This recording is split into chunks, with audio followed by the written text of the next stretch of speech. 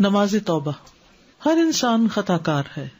انس رضی اللہ عنہ سے مروی ہے کہ نبی صلی اللہ علیہ وسلم نے فرمایا ہر ابن آدم خطا کار ہے اور بہترین خطا کار وہ ہیں جو بہت توبہ کرنے والے ہیں. اللہ سبحانہ وتعالی بہت توبہ قبول کرنے والا ہے. ان اللہ یغفر الذنوب جميعا انہ هو الغفور الرحیم.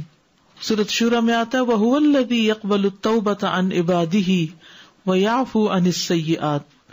وہی تو ہے جو اپنے بندوں کی توبہ قبول کرتا ہے اور ان کی برائیوں کو معاف کرتا ہے.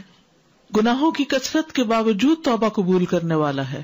انس بن مالک رضی اللہ عنہ سے مروی ہے کہتے ہیں کہ میں نے رسول اللہ صلی اللہ علیہ وسلم کو فرماتے ہوئے سنا اللہ تبارک و تعالی فرماتا ہے اے ابن آدم بے شک تو جب تک مجھے پکارے گا اور مجھ سے پر امید رہے گا جو بھی گناہ تجھ سے ہوں گے میں تجھے بخشتا رہوں گا اور میں کوئی پرواہ نہیں کروں گا.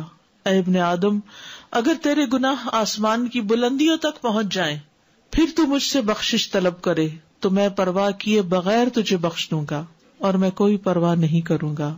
اے ابن آدم اگر تو زمین کے برابر گناہ لے کر میرے پاس آئے اور اس حال میں مجھ سے ملے کہ میرے ساتھ کسی کو شریک نہ کیا ہو تو میں تجھے ان گناہوں کے بقدر بخشش عطا کروں گا.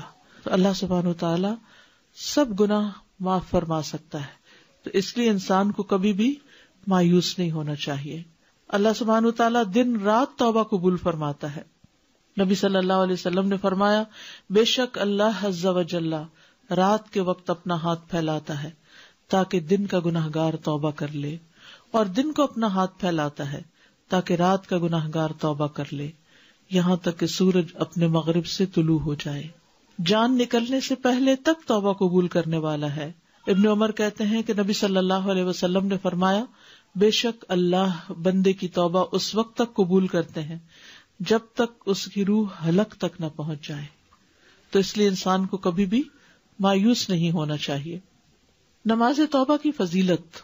نبی صلی اللہ علیہ وسلم نے فرمایا جو بندہ بھی کوئی گناہ کر بیٹھے پھر اچھی طرح وضو کر کے کھڑا ہو اور 2 رکعت نماز پڑھے پھر اللہ سے بخشش مانگے تو اللہ اسے بخش دیتا ہے تاکہ انسان کے دل پر گناہوں کا بوجھ نہ ہو، گلٹ نہ ہو.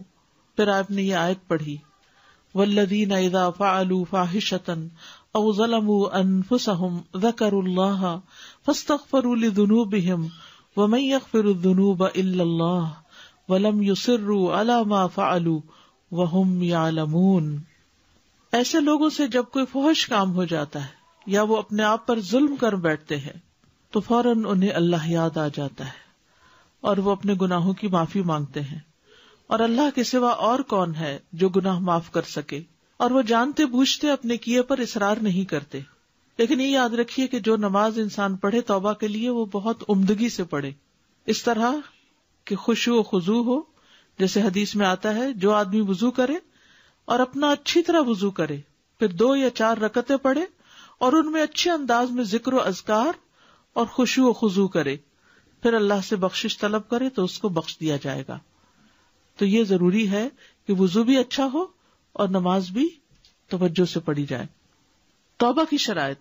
نمبر 1 خالص توبہ کرنا، توبوا الی اللہ توبۃ نصوحا. نمبر 2 نادم ہونا. حدیث میں آتا ہے الندم توبۃ، ندامت ہی توبہ ہے.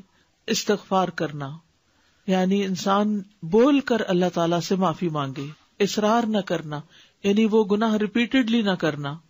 آئندہ زندگی کو بہتر کرنا یعنی ومن تاب وعمل صالحا فإنہ یتوب الی اللہ متابا. اور جو توبہ کرے اور نیک عمل کرے تو یقیناً وہ اللہ کی طرف رجوع کرتا ہے، سچا رجوع کرنا. ٹھیک ہے، تو یہ تھی آپ کی صلاۃ التوبہ. یعنی جب بھی انسان سے کوئی گناہ ہو، کسی بھی گناہ کا بوجھ دل پر ہو، کوئی گلٹ ہو، کسی طرح کی پریشانی ہو، کاموں میں رکاوٹ آ رہی ہو اور انسان کو اس کے گناہ ستا رہے ہوں اور غمگین کر رہے ہوں، غمزدہ کر رہے ہوں، ڈپریشن میں مبتلا کر رہے ہوں، تو انسان اچھے سے وضو کرے، اچھی سے نماز پڑھے اور اللہ سے رو کے دعا کر لے کہ اللہ مجھے معاف کر دے. That's it.